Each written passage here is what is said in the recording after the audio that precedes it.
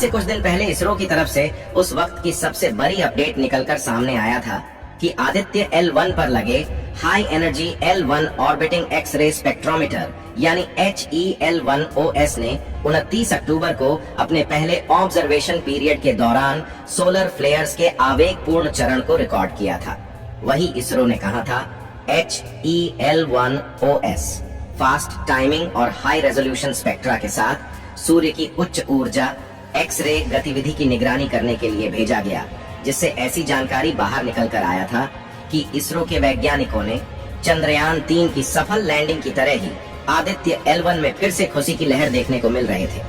दोस्तों, अब आखिर आदित्य L1 मिशन HEL1OS ने सोलर फ्लेयर्स की पहली हाई एनर्जी एक्स-रे झलक कैद की इस मिशन की। यह एक अहम उपलब्धि माना गया था। आदित्य L1 की सबसे बड़ी कामयाबी मिली थी दोस्तों, जिससे करोड़ों भारतीय जिसके लिए बेसब्री से इंतजार कर रहे थे, उनके चेहरे पर उस वक्त खुशहाली देखने को मिल रहे थे। और इस कारनामे को करने के बाद इसरो के वैज्ञानिक अपने आप पर गर्व महसूस कर रहे थे। भारत के द्वारा भेजा गया आदित्य सूर्ययान भी अपने मिशन में लगातार सफलता हासिल करके तेजी से सूरज की L1 पॉइंट की ओर बस कुछ ही दिनों में अपनी मंजिल तक पहुंच जाएगा। लेकिन साथियों, उस वक्त आपके दिमाग में बहुत तरह के सवाल उठ रहे थे। तो दोस्तों, उसी सवाल का जवाब लेकर हम आपके सामने उपस्थित हैं। हम सभी जानते हैं कि पृथ्वी पर सूर्य के बिना जीवन संभव नहीं है। ऐसे में हम सबके दिमाग में बचपन से ही सूर्य को लेकर कई सारे सवाल उठते रहते थे कि यदि सूरज न होता तो क्या होता? सूर्य ग्रह है या तारा? सूर्य का रंग क्या है? क्या सूर्य इतना गर्म क्यों है? और दोस्तों, हम जानेंगे सूरज के जन्म से लेकर मृत्यु तक ऐसे जबरदस्त रहस्य हैं जिससे आप लोग अभी तक इससे दूर दूर तक अनजान हैं। दोस्तों, आज की इस वीडियो में हम इन्हीं रहस्यों से पर्दा उठाने वाले हैं, इसलिए इस वीडियो के अंत तक अवश्य बने रहे। हम आपको सूर्य से जुड़े कुछ ऐसी बातें बताएंगे जिन्हें जानकर आप भी हैरान हो जाएंगे। लेकिन दोस्तों, आगे बढ़ने से पहले अगर आप एक सच्चे देशभक्त हैं तो इस वीडियो को एक लाइक जरूर कर दीजिए और कमेंट बॉक्स में इसरो की मेहनत और कामयाबी के लिए जय हिंद, जय इसरो जरूर लिखें। और साथ ही अगर अभी तक आपने मेरे चैनल को सब्सक्राइब नहीं किया है तो सब्सक्राइब जरूर से कर दें। तो चलिए दोस्तों, हम अपने टॉपिक पर आते हैं। सूर्य, जिसे हम सिर्फ दिन और रात का जनक मानते हैं, वह हमारे धरती और हमारे जीवन के लिए कितना महत्वपूर्ण है। हम सब जानते हैं कि ब्रह्मांड में हर सेकंड करोड़ों ग्रह तथा तारे जन्म लेते हैं और मरते हैं। ब्रह्मांड इतना विशाल है कि हम अंदाजा भी नहीं लगा सकते कि कितने तारे अभी बन रहे हैं और मर रहे हैं। परंतु अगर हम सूर्य के जन्म की बात करें तो यह घटना आज से 4.6 अरब वर्ष पुराना है। उस समय हमारा सौर मंडल अस्तित्व में नहीं आया था। उस समय जहां आज हमारे ग्रह, उल्का पिंड तथा हमारा सूर्य है, वहां धूल के कण थे जो एक विशाल बादल के समान प्रतीत होते थे, जिन्हें आज हम नेबुला कहते हैं। वैज्ञानिकों ने उस समय के बादल को सोलर नेबुला कहा। उस समय इस नेबुला में धूल के कण अपने अक्ष पर चक्कर लगाते रहते थे। उस समय सोलर नेबुला में अंतरिक्ष के गुरुत्वाकर्षण के कारण दबाव लगने लगा, जिससे वे धूल के कण आपस में समीप आने लगे। बहुत से प्रश्न पूछे जाते हैं कि सूर्य का जन्म कैसे हुआ, सूर्य का निर्माण कैसे हुआ, सूर्य कैसे बना इत्यादि। इन सभी प्रश्नों का उत्तर है गुरुत्वाकर्षण के द्वारा लगने वाले दबाव के कारण है।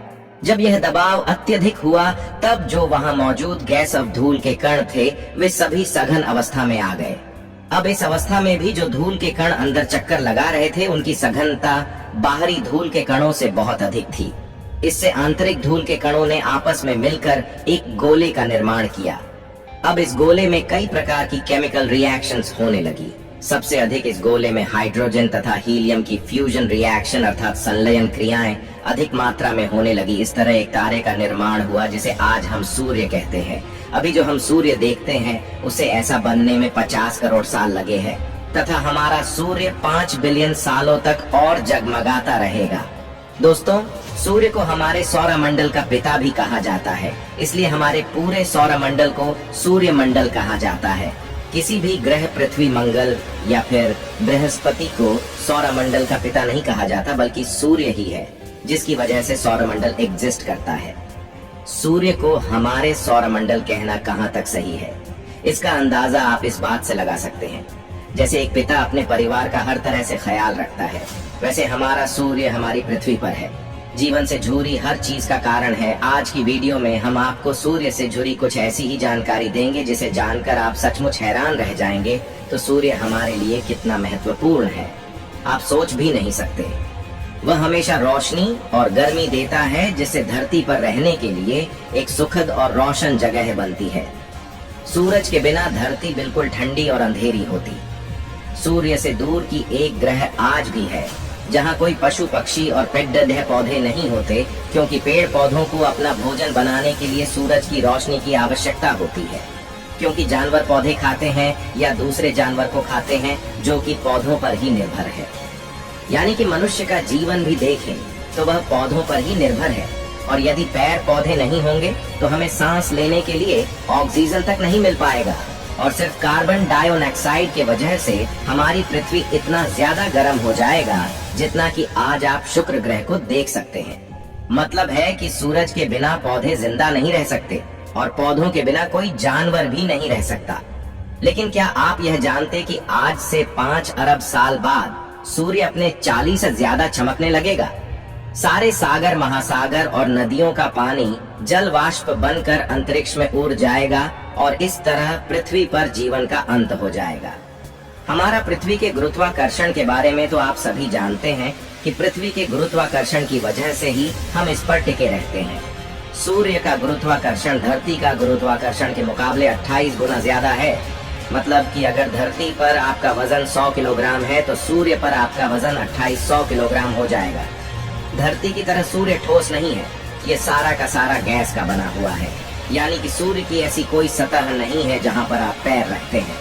सूर्य का गुरुत्व इतना ज्यादा शक्तिशाली है कि 6 अरब किलोमीटर दूर स्थित प्लूटो ग्रह आज भी सूरज के गुरुत्वाकर्षण के कारण अपने कक्षा में चक्कर काट रहा है। यदि सूर्य का गुरुत्वाकर्षण बल इतना मजबूत ना होता तो प्लूटो कहीं अंतरिक्ष में खो गया होता। पलायन वेग अब न्यूनतम वेग है जिससे फेंका गया कोई पिंड पृथ्वी के गुरुत्वाकर्षण क्षेत्र से बाहर चला जाता है और पुनः लौटकर पृथ्वी पर कभी नहीं आता। 11.2 किलोमीटर प्रति सेकंड की गति से कोई भी चीज पृथ्वी के विपरीत दिशा में बल लगाकर जाएगा तो वह कभी भी लौटकर पृथ्वी पर वापस नहीं आएगा। उसी तरह सूर्य का पलायन वेग 617.5 किलोमीटर प्रति सेकंड है। यानी कि यदि आपको सूर्य के धरातल बाहर निकलना है तो आपको 617.5 किलोमीटर प्रति सेकंड की रफ्तार से निकलना होगा। प्रकाश सूर्य से प्लूटो तक पहुंचने में 5.5 घंटा का समय लेता है और वही प्रकाश धरती पर 8.5 मिनट में पहुंच जाता है।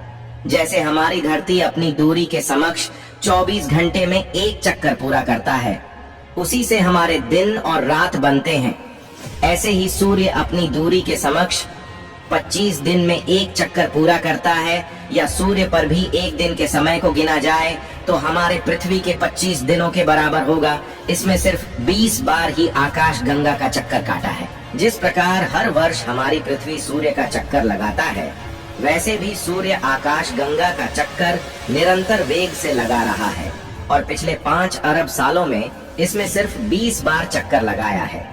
सूर्य की 1 वर्ग सेंटीमीटर से जितनी ऊर्जा पैदा होता है, इतना ऊर्जा 100 वॉट के 64 बल्बों को चलाने के लिए काफी होगा सूर्य की। जितनी ऊर्जा धरती पर पहुंचती है उतनी ऊर्जा संपूर्ण मानव द्वारा खपत की गई ऊर्जा से 6000 गुना ज्यादा होता है, जितना ऊर्जा 30 दिन में धरती को सूर्य द्वारा मिलता है। इतना ऊर्जा मानव द्वारा पिछले 40 साल से भी कहीं ज्यादा है। अगर मान ले कि सूर्य की चमक एक दिन धरती पर न पहुंचे तो धरती कुछ घंटों में बर्फ की तरह जम जाएगा। सूर्य आज सबसे अधिक स्थिर अवस्था में है और अपने जीवन के करीबन आधे रास्ते पर है। इसमें कई अरब वर्षों से नाटकीय रूप से कोई बदलाव नहीं हुआ है और आगामी कुछ वर्षों तक यूं ही परिवर्तित बना रहेगा। 1 अरब 10 लाख साल बाद सूर्य अब से 10% ज्यादा चमकने लगेगा।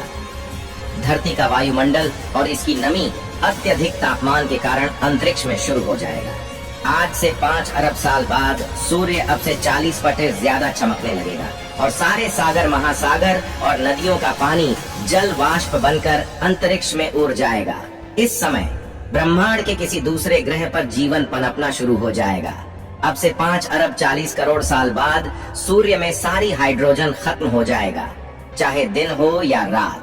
आप जब भी कुछ कर रहे हो तो सूर्य द्वारा छोड़े गए 10 लाख अरब न्यूट्रॉन आपके शरीर से गुजर रहे होते हैं।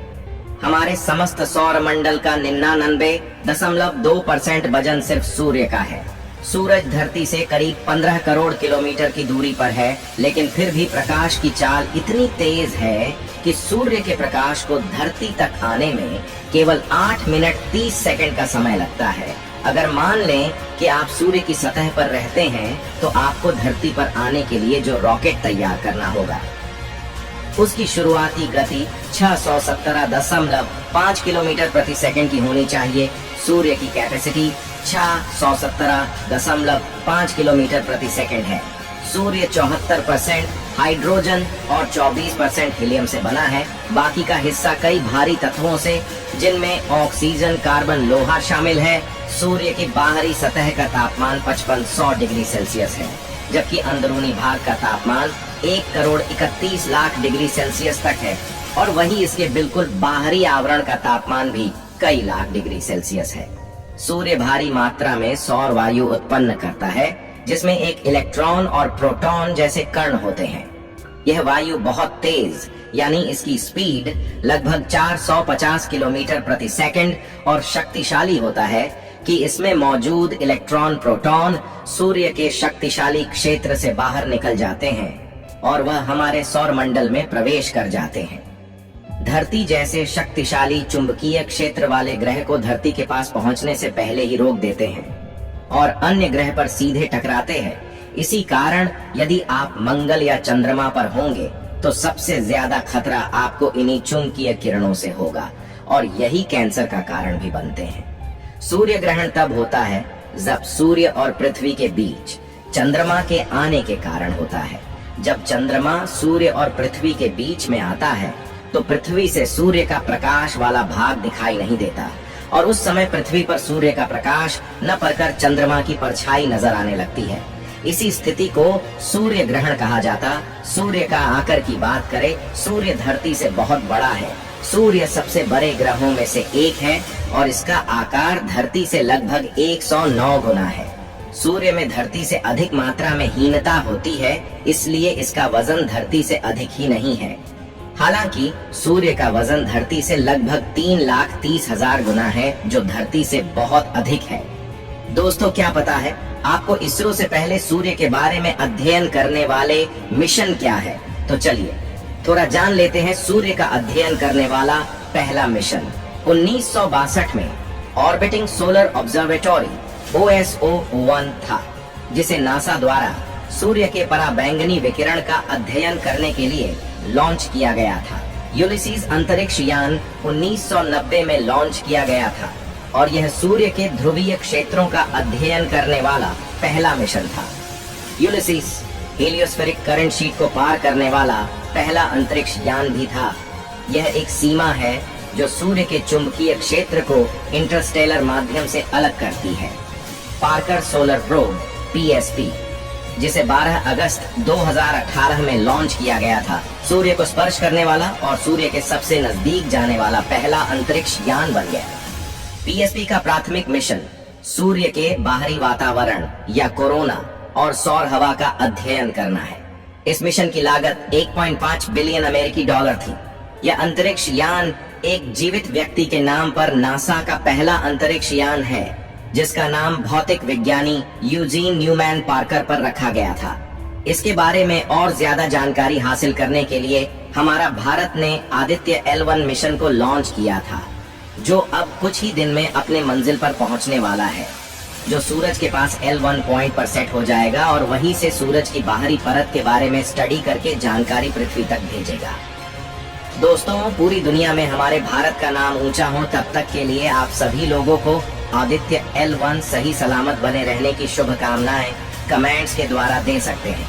इस वीडियो को एक लाइक जरूर करें और अपने दोस्तों तक इस वीडियो को शेयर करें ताकि उन्हें भी जानकारी मिल सके। दोस्तों, मेरे वीडियो को देखते हैं लेकिन सब्सक्राइब नहीं करते हैं, प्लीज मेरे चैनल को सब्सक्राइब कर दें और बेल आइकन को ऑल पर सिलेक्ट करना बिल्कुल ना भूलें। दोस्तों, मेरे वीडियो को पूरा देखने के लिए बहुत बहुत धन्यवाद आपको।